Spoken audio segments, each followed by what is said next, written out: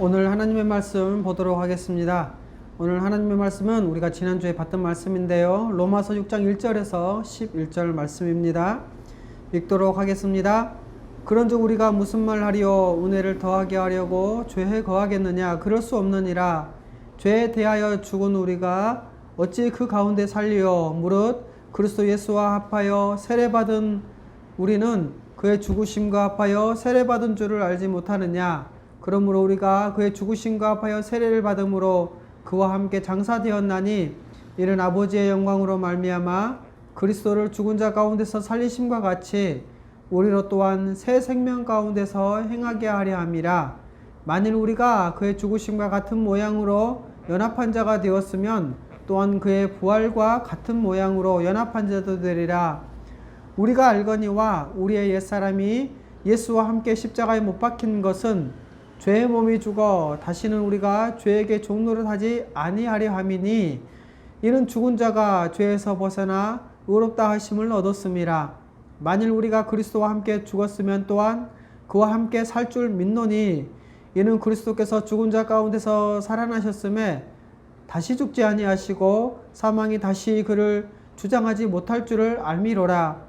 그가 죽으심은 죄에 대하여 단번에 죽으시며 그가 살아계심은 하나님께 대하여 살아계심이니 이와 같이 너희도 너희 자신을 죄에 대하여 죽은 자요 그리스도 예수 안에서 하나님께 대하여 살아있는 자로 여길지어다. 아멘. 오늘은 지난주에 계속 이어서 의인은 죄에 대하여 죽은 존재다 라는 이 주제로 계속 말씀을 전해드릴 텐데요. 먼저 지난주 간단하게 내용을 살펴보고 이어서 오늘 말씀을 전해드리도록 하겠습니다. 지난주에는 이 칭의와 성화에 대해서 말씀을 드렸죠.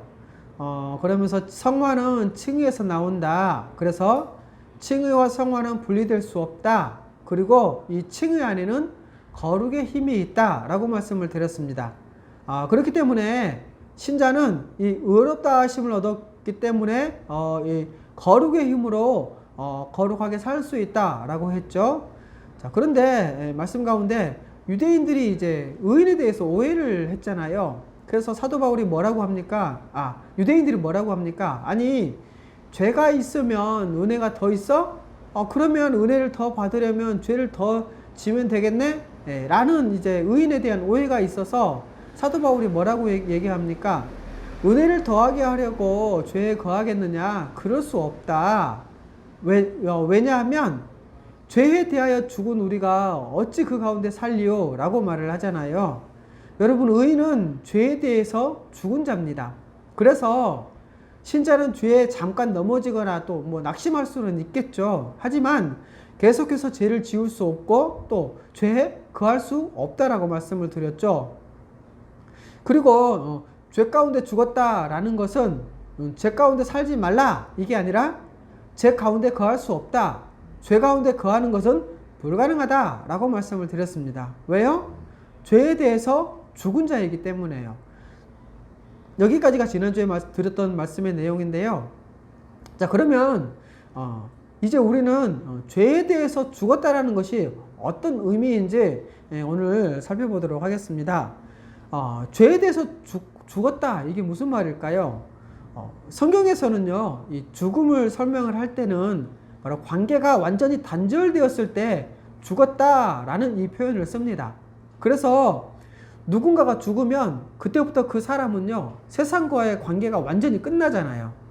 이처럼 우리는 죄에 대해서 죽었습니다.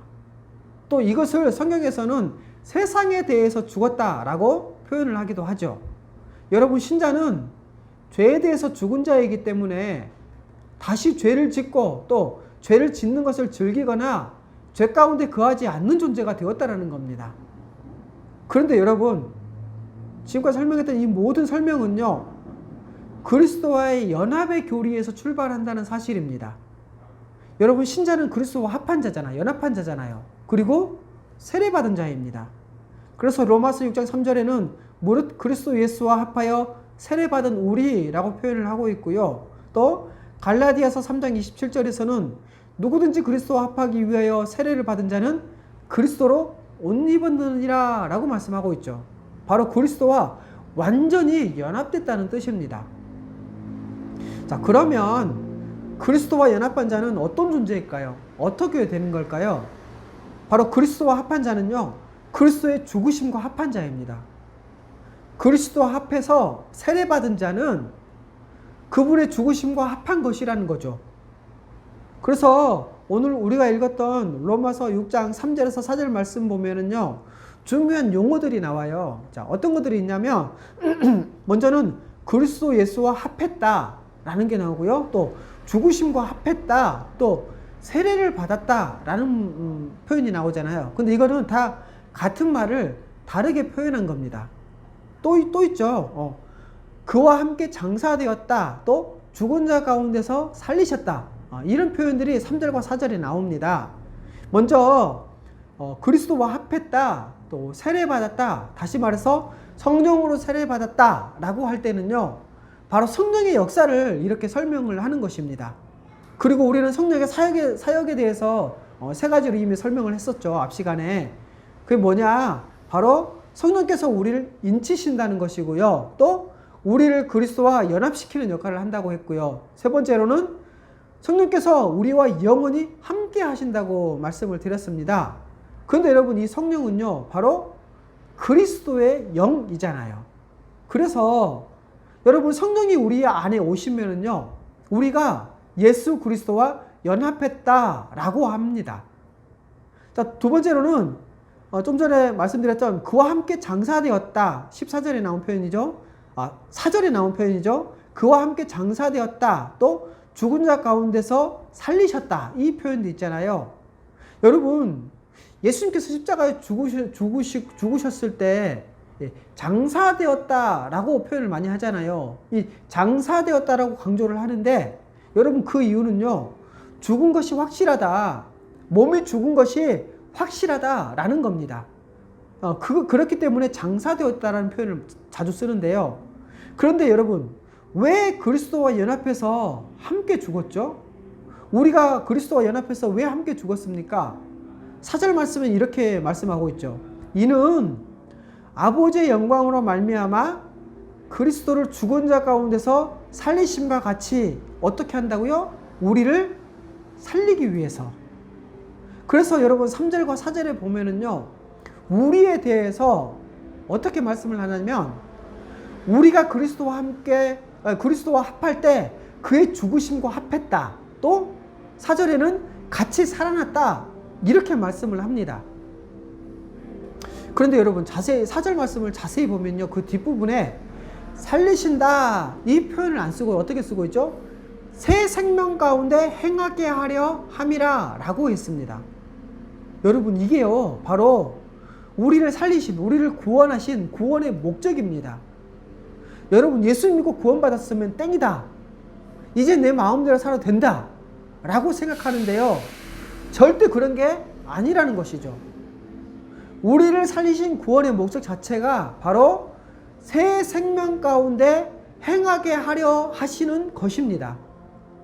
여러분, 아담 안에 있던 존재가 그리스도 안에 있는 새로운 존재, 새 생명 가운데 행하는 새 사람으로 탄생된 것이지요. 5절 말씀에 계속 이렇게 말씀하고 있죠. 만일 우리가 그의 죽으심과 같은 모양으로 연합한 자가 되었으면 또한 그의 부활과 같은 모양으로 연합한 자도 되리라. 여러분, 우리가 죽었다가 살아났다고 할 때는요, 다 그리스도와 연합해서 그리스도와 함께 죽고 그리스도와 함께 살아나는 것을 말합니다. 여러분, 우리도 예수 그리스도의 부활하심과 같은 모양으로 부활할 것입니다. 우리가 부활하면 아담 안에 있는 옛사람이 아니라 그리스도 예수 안에 있는 새 사람으로 부활할 것입니다. 여러분, 우리가 이렇게요, 그리스도 안에서 새 사람으로 부활하기 위해서는요, 예수 그리스도와 함께 십자가에 못 박혀 죽어야 됩니다. 바로 그리스도가 십자가에 죽으실 때, 그래서 우리도 함께 죽었죠. 자, 그러면 그리스도와 합하여 함께 죽었다면 도대체 어떤 존재가 죽은 것일까요? 바로 십자가에 못 박힌 나는요, 옛사람이고 죄의 몸이 죽은 것입니다. 그래서 로마서 6장 6절에 이렇게 말씀하고 있죠. 우리가 알거니와 우리의 옛사람이 예수와 함께 십자가에 못 박힌 것은 죄의 몸이 죽어 다시는 우리가 죄에게 종노릇하지 아니하려 함이니 라고 말씀하잖아요. 여러분, 우리가 예수님과 함께 십자가에 죽었는데 그때 아담 안에 있던 사람, 바로 옛사람이 죽었습니다. 아담 안에서 죽은 그 옛사람은 6절에서 어떤 사람이라고 정의를 하고 있냐면 바로 죄의 몸을 가진 사람이라고 정의를 하고 있는 것이죠. 그래서 본질은 뭡니까? 옛사람이 십자가에 못 박혀 죄의 몸이 죽은 것입니다. 여러분, 우리가 그리스도와 연합해서 십자가에 우리가 죽었다라고 이렇게 표현을 하잖아요. 이것은 뭐냐? 옛사람이 죽은 것이고 죄의 몸, 죄의 소유된 몸이 죽은 것입니다. 여러분, 이제 우리는 더 이상 옛사람도 아니고 죄의 몸도 아닙니다. 그리고 죄에 대해서 죽었다라고 하는 것은요, 이제는 죄의 지배를 받지 않는다, 더 이상 죄와 상관이 없다라는 것입니다. 왜요? 죄의 몸을 가진 옛사람은요, 그리스도 안에서 이미 죽었기 때문이죠. 예수 그리스도로 말미암아 그리스도 안에서 죄의 몸이 죽었습니다. 그래서 이제 여러분, 우리는요 완전히 새로운 존재죠. 지금의 나가 믿기 전에 나와 이 연속성이 있다고 생각하는데 여러분, 그렇지 않습니다. 지금의 나라는 존재는요 십자가에 죽었기 때문에 옛날의 나는 없습니다. 지금의 우리는, 지금의 나는 새로 살아난 새 사람이죠. 그래서 그 결과로 죄의 몸이 죽은 자에 대해서 6절에 뭐라고 말씀합니까? 다시는 죄에게 종노를 하지 않는다라고 말씀을 하고 있잖아요. 여러분, 여기서 죄에게 종노릇이라고 표현을 하고 있잖아요. 근데 이것은요, 죄가 마치 인격을 가진 것처럼 의인화시켜서 표현을 하고 있습니다. 근데 여러분, 원래요, 죄는 인격화된 존재가 아니라 그냥 죄입니다. 그런데 성경은 이 죄를 마치 인격화된 존재인 것처럼 많이 사용을 하죠. 왜냐? 바로 세상에서는 죄가 이 인격화된 존재처럼 이 세상을 완전히 지배하고 있고 아무도 이 죄에서 벗어날 수 없기 때문에 이런 힘을 가리켜서 인격화된 힘으로 설명하는 것입니다. 그리고 여러분, 그 배후에는 바로 사탄이 있죠. 그래서 죄가 지배한다 또는 죄에서 벗어났다, 이런 말을 쓰는 것이죠. 여러분, 이렇게 죄로 말미암아 하나님으로부터 분리되어 있어서 사탄이 마음껏 가지고 노는 것이죠. 그래서 여러분, 착한 죄인도 죄에게 종노릇하며 사탄의 노예로 살아가는 것입니다. 이미 이런 존재일 수밖에 없다라는 거죠. 그런데 여러분, 이런 우리의 옛사람이 십자가 안에서 주님과 연합되어 함께 죽었습니다. 우리가 그리스도와 연합되어 그분이 죽으실 때 우리도 죽었습니다. 그때 예수님이 죽으실 때 그때 우리의 죄의 몸을 가진 그 옛사람이 죽은 것이죠. 여러분, 그래서 그리스도가 우리를 대신해서 죽었다라는 이러한 말도 가능하지만요, 그리스도 안에서 우리가 죽었다, 이런 말도 가능합니다. 그리고 다시는 죄에게 종노릇 하지 않는다라고 했잖아요. 여러분, 그것은요, 죄에게 종노릇 하지 말아라 라는 것이 아닙니다. 죽은 자가 죄에서 벗어나서 의롭다함을 얻었기 때문에 성경의 그 표현대로 하자면 다시는 죄에게 종노릇 하지 않는다라는 겁니다. 왜요? 옛사람, 죄의 지배 아래서 죄에게 종노릇 하던 이 옛사람이 그리스도 안에서 그리스도와 함께 이미 죽었습니다. 죄에 대해서 죽었죠. 그래서 이제는 죄와 완전히 상관없는 새로운 존재인 것입니다. 지금까지 말씀드렸던 것을 간단하게 정리하면 이렇습니다. 우리의 옛사람은 죄와 사망으로 말미암아서 죄의 종노를 하던 그 죄의 몸이 그 죄의 몸이었다는 거죠. 하지만 예수 그리스도와 함께 십자가에 못 박힘으로 이 죄의 몸이던 옛사람이 이미 죽어서 죄값을 치렀기 때문에, 혹은 죄에게 종노를 하던 그런 실체가 사라졌기 때문에 다시는 죄에게 종노를 하지 않는다라는 겁니다. 자, 그러면 여러분, 이제 의인은 어떤 존재입니까? 여러분, 이 의인은요, 죄에 대해서 죽었기 때문에 다시는 죄에 대한 종노를 하지 않는 존재라는 겁니다. 여러분, 원래 죄인은요, 죄가 지배하는 존재잖아요. 범죄에서 하나님을 떠났기 때문에 아무 희망이 없는 존재입니다. 여러분, 떠나 있는 자는요, 하나님과 분리되었기 때문에 영적 죽음을 맞이하죠. 그리고 이 영적 죽음을 맞이한 자는요, 의와 생명에서 완전히 떠났기 때문에 그 마음 깊은 곳까지 부패해 버렸습니다. 그래서 하나님을 향한 의의 활동을 전혀 할 수 없는 존재죠. 여러분, 옛사람은요, 그 근본이 죄에서 한 걸음도 벗어날 수 없는 몸, 바로 죄의 몸입니다. 지금까지 죄의 노예로 살았죠. 죄가 시키는 대로 했습니다. 하나님을 거부하고 자기를 우상 삼아서 자기 뜻대로 자기를 위해 살아가도록 만들었죠. 그렇기 때문에 어떤 교양 있는 모습을 띠더라도 다 악합니다. 아무리 고상하고 교육을 잘 받았고 아무리 선행을 많이 하고 기부를 많이 해도 옛사람, 이 죄의 몸을 가진 옛사람, 그래서 매 순간 하나님을 거부하고 자기를 하나님 삼아서 살아가는 그 옛사람일 뿐이라는 것이죠. 왜요? 바로 아담 안에서 아담의 부패를 가지고 태어나서 그 부패함대로 죄 가운데 거하며 죄를 지으며 살아가는 존재이기 때문에 그렇습니다. 여러분, 죄에게 종노를 하는 이 죄의 노예로 살아가는 존재. 그래서 한순간도 죄의 노예에서 떠나지 않는 존재라는 거죠. 여러분, 그렇다고 해서요, 이 옛사람은 항상 죄만 생각하냐? 그것은 아닙니다. 옛사람, 아담 안에 있는 자, 다시 말해서 불신자에게도 아직 하나님의 형상이 남아있기 때문에 선행을 합니다. 그래서 우리가 볼 때는요, 불신자 중에 너무 착한 사람들도 있잖아요. 그래서 그에게 나타난 하나님의 형상을 우리가 조금이나마 볼 수 있죠. 그리고요, 그 착한 것 속에 우리가 불신자와 연대해서 사회적 공의를 이룰 수 있는 부분도 있기 때문에 우리는 불신자들이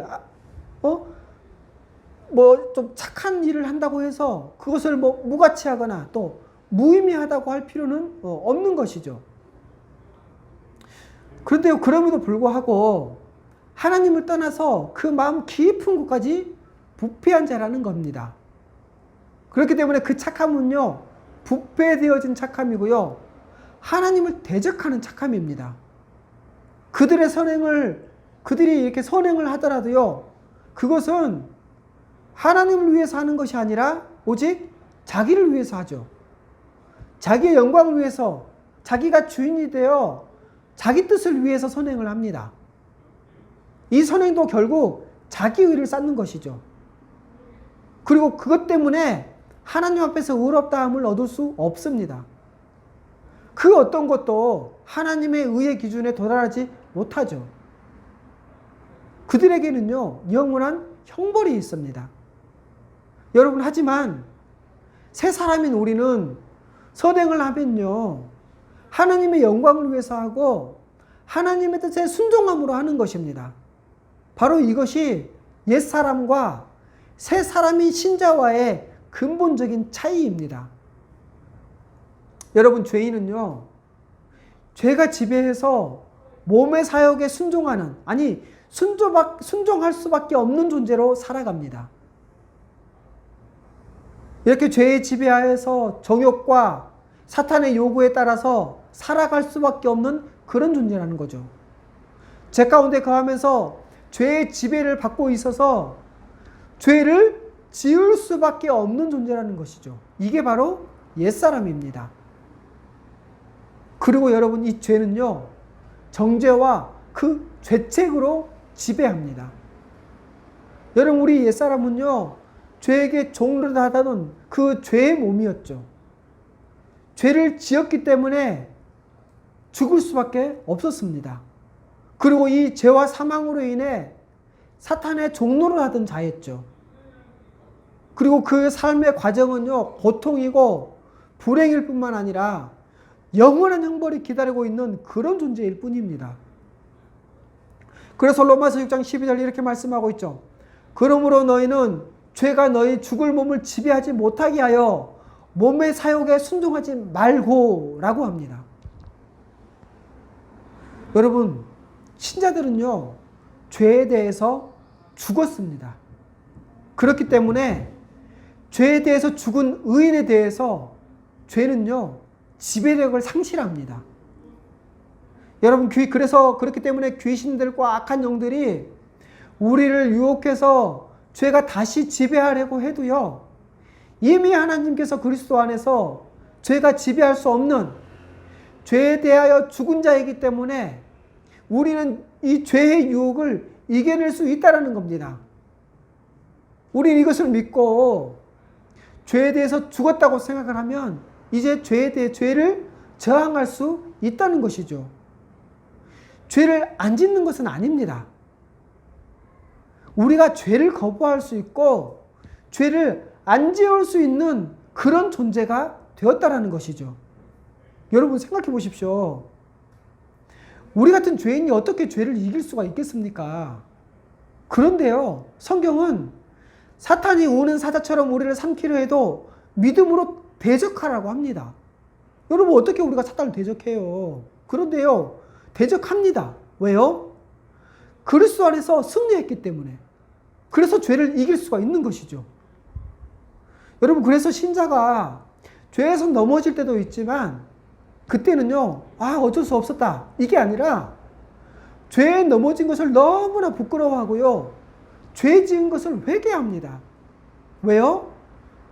하나님께서 그리스도 안에서 죄에 대하여 죽은 자로 우리를 만들어 주셨기 때문에, 새 사람으로 만들어 주셨기 때문에 그렇습니다.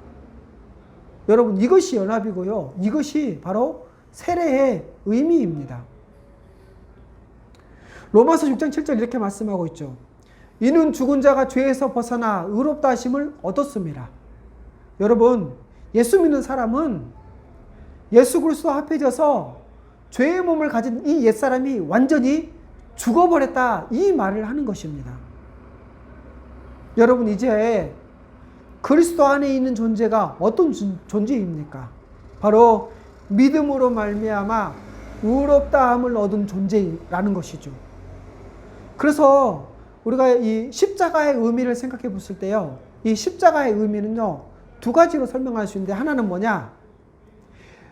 죄에 대해서 죽었기 때문에 정죄받은 실체가 존재하지 않는다라는 거예요. 죄의 영역에서는 완전히 없어진 존재가 되어버렸다는 것이죠. 또 하나의 의미는 뭐냐?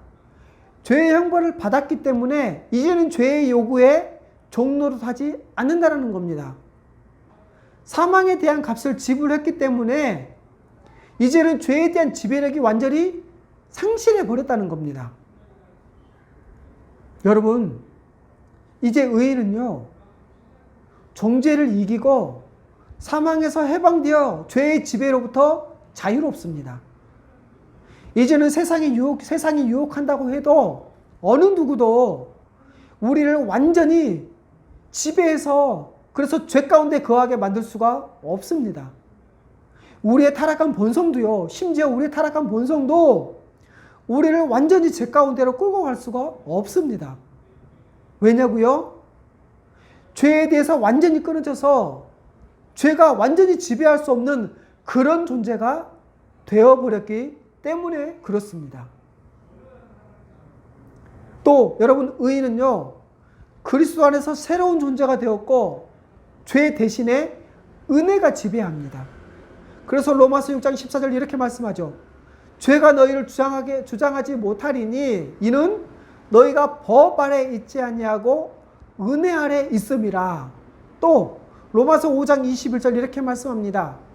이는 죄가 사망 아래서 왕노릇한 것 같이 은혜도 또한 의로 말미암아 왕노릇하여 우리 주 예수 그리스도로 말미암아 영생에 이르게 하려 함이라. 여러분 14절에는요 어떤 표현이 나오죠? 주장하다라는 표현이 나오죠. 또 하나 뭐뭐 아래에 있다, 법 아래에 있다 이런 표현이 나오잖아요. 이 주장하다 또 뭐뭐 아래에 있다 또 이거 6절 말씀에 보면요 종노릇하다 표현이 나오고요. 또 5장 21절 말씀에 보면요 왕노릇하다 이런 표현들이 나와요. 뭐 주장하다 뭐뭐 아래에 있다 또 뭐 종노릇하다 왕노릇하다 이런 표현들은요 다 지배하다라는 뜻입니다. 성경은요 죄가 우리를 지배한다는 것을 이렇게 표현을 하고 있다는 거예요. 그런데 여러분 죄가 우리를 지배하지 못합니다. 왜냐하면 14절 법 아래에 있지 아니하고 어디 아래에 있다고요? 은혜 아래에 있음이라. 또 21절 은혜도 또한 의로 말미암아 왕노릇하여 이렇게 말씀하고 있잖아요. 여러분 이제는요 은혜가 우리를 지배합니다. 우리가 성화의 길에 있어서 넘어지기도 하고요. 또 죄의 정욕대로 살기도 하지만 가끔은 이렇게 죄의 정욕대로 살기도 하지만 우리의 지배적인 성향이 뭐냐? 우리를 지배하는 그 근본적인 힘이 뭐냐? 바로 은혜라는 겁니다. 이것이 너무나 중요합니다. 여러분 우리가 영생에 이르는 이 과정이 다 은혜가 우리를 지배하고 있는 것입니다. 이 은혜가 바로 하나님의 의가 우리를 지배해서 우리가 영생에 이르도록 이끌고 갑니다. 여러분 이제 의인은요 죄에게 종노릇하던 자에서 은혜의 종노릇하는 자로 바뀌었습니다. 이것은 주인이 바뀌었다는 것이죠. 옛날에는 죄가 왕노릇했다면 지금은 은혜가 왕노릇하고 있다라는 겁니다. 여러분 물론 우리는요 사람이기에 신자는 연약합니다. 하지만 그 인간의 연약함에도 불구하고요 근본적으로 변화된 존재라는 겁니다. 이것은요 개인의 의지의 약함과 아무런 상관이 없다라는 거예요. 근본적으로 그리스도 안에서 일어난 일이 어떤 것이고 또 그리스도와 연합했을 때 그리스도가 우리에게 무엇이 되어 주셨느냐 바로 이것에 대한 하나님의 선언이기 때문에 그렇습니다. 여러분 지금 우리 눈에 보이진 않지만요 영적 세계에서는 지금 어마어마한 일들이 벌어지고 있는 것입니다. 여러분 믿음이 세상을 이기게 합니다. 그래서 여러분 성경은 하나님의 뜻대로 사는 것이 무겁지 않다라고 얘기하는 것이죠.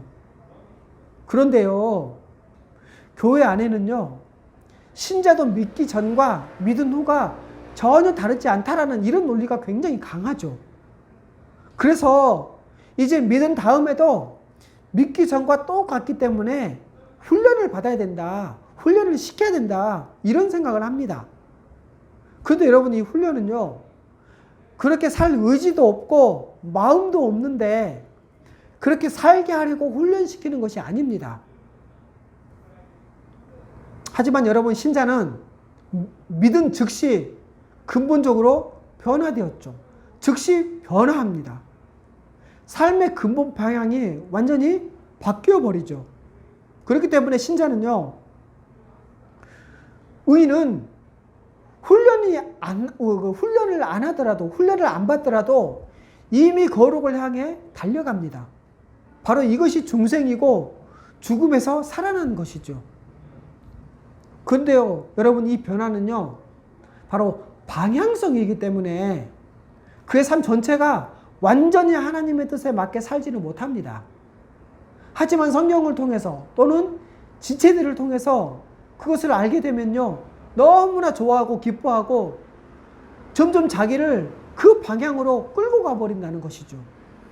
그래서 여러분, 우리가 근본적으로 변화된 존재라는 이 사실을 지각하는 것, 이것은요 우리에게 너무너무 중요합니다. 자, 그러면 여러분, 우리가 어떤 존재로 바뀌었습니까? 앞에서 이미 말씀드렸죠.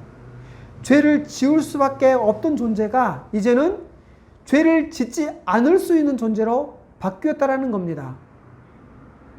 죄를 아예 안 짓는다, 이게 아니라 죄를 지을 수도 있지만 그러나 지을 수밖에 없지는 않다라는 것이죠. 이제는 죄를 짓지 않을 수 있다, 저항할 수 있고 죄에 대해서 싸울 수 있고 이제는 영적 싸움이 가능하다라는 말입니다. 물론 연약하기 때문에 완전히 죄를 짓지 않는다는 것은 아니라고 말씀드렸죠. 다만 죄에 대한 저항력이 생기고요, 의를 소망하고요, 의를 향해 달려가는 삶을 살아가게 된다는 겁니다. 그리고 그것은 근본적인 변화고요, 즉시 일어나는 변화입니다. 그래서 성경은 사탄을 대적하라 이렇게 말을 했고, 이 말이 가능한 것이죠. 여러분, 이제 죄의 지배를 받지 않고요, 신자는 은혜 가운데 보호를 받아 날마다 거룩함으로 살아갑니다. 여러분, 우리를 둘러싸고 있는 이 모든 환경들을 생각해 보십시오. 우리를 둘러싸고 있는 이 모든 환경들을 생각할 때 우리가 죄를 짓지 않을 수 있는 존재가 되었습니다, 죄에 대해서 죽은 존재입니다 라고 하는 것은요 너무너무 큰 변화인 것입니다. 여러분, 그러므로 죄에 대해서 담대하게 대항하고 죄의 성향을 죽이고자 해야 합니다. 그래서 로마서 8장 30절 이렇게 말씀하고 있죠. 영으로서 몸의 행실을 죽이면 살리니 라고요. 악한 성향들, 죄에 대한 성향들을 죽이는 것이지요. 여러분, 신자는, 의인은 날마다 은혜의 지배 아래서 의를 이루며 거룩의 길을 달려가는 존재입니다. 이제는 죄에 대해서 싸울 수 있는 그런 존재라는 것이죠. 이런 우리의 변화된 이 존재를 생각할 때 여러분, 얼마나 감사한 일입니까? 말씀 정리하겠습니다. 죄에 대해서 죽었다라고 말씀을 했죠. 이것은요 관계의 단절을 말합니다. 그리고 이것을 성경에서는 세상에 대해서 죽었다라고 표현을 하고 있죠. 그런데 여러분, 이 모든 설명은요 연합의 교리에서 출발한다고 했습니다. 그리스도와 합해서 세례를 받은 것은 그의 죽으심과 합한 것이다 라고 했고요, 그리스도가 십자가에 죽으실 때 우리도 함께 죽었다라는 것이죠. 자, 그러면 어떤 존재가 죽었죠? 바로 아담 안에 있던 옛사람이고요, 죄의 몸이 죽은 것이죠. 그렇기 때문에 다시는 죄에게 종노를 하지 않습니다. 자, 그러면 이제 의인은 어떤 존재입니까? 죄에 대해서 죽었기 때문에 다시는 죄에게 종노를 하지 않는 존재죠. 죄인은 죄의 지배를 받아서 죄를 지을 수밖에 없는 존재였습니다. 하지만 죄에 대해서 죽은 의인은요 어떤 유혹에도 죄가 지배할 수 없다라는 것이죠. 왜요? 이미 하나님께서 그리스도 안에서 죄가 지배할 수 없는, 죄를 거부하고 죄를 안 지을 수 있는 존재가 그런 존재로 만들었기 때문에 그렇습니다. 그렇기 때문에 우리는 죄의 유혹을 이겨낼 수 있는 것이고 사탄에 대해서 대적할 수 있는 것이죠. 여러분, 이제 그리스도 안에 있는 존재가 어떤 존재입니까? 바로 믿음으로 말미암아 의롭다함을 얻은 존재입니다. 그러므로 이제 의인은요 죄의 지배로부터 자유롭고요, 죄 대신 은혜의 지배를 받습니다. 여러분, 신자는 이제 바뀐 것이 있죠. 첫 번째로 주인이 바뀌었습니다. 죄의 종노릇 하던 자에서 이제는 은혜의 종노릇 하는 자로 바뀌었죠. 죄가 왕이었다면 이제는 은혜가 왕노릇 한다는 것입니다. 또 바뀐 것이 있죠. 죄를 지을 수밖에 없던 자가 이제는 죄를 짓지 않을 수 있는 존재로 바뀌었다라는 겁니다. 여러분, 이제 신자는 죄에 대해서 싸울 수 있는 존재요. 날마다 은혜의 지배 아래서 의의를 이루며 거룩의 길을 달려가는 그런 존재입니다. 여러분, 우리의 존재가 어떤 존재로 바뀌었고 지금 어떤 존재로 살아가야 하는지를 알 수 있는 사실에 대해서 우리는 배웠습니다. 여러분, 우리 모두 이 새로운 존재, 새 사람의 존재로서 합당한 삶에 대해서 다시 한번 기억하고 그에 합당하게 또 우리를 그런 존재로 변화시키신 하나님께 감사하며 살아갑시다.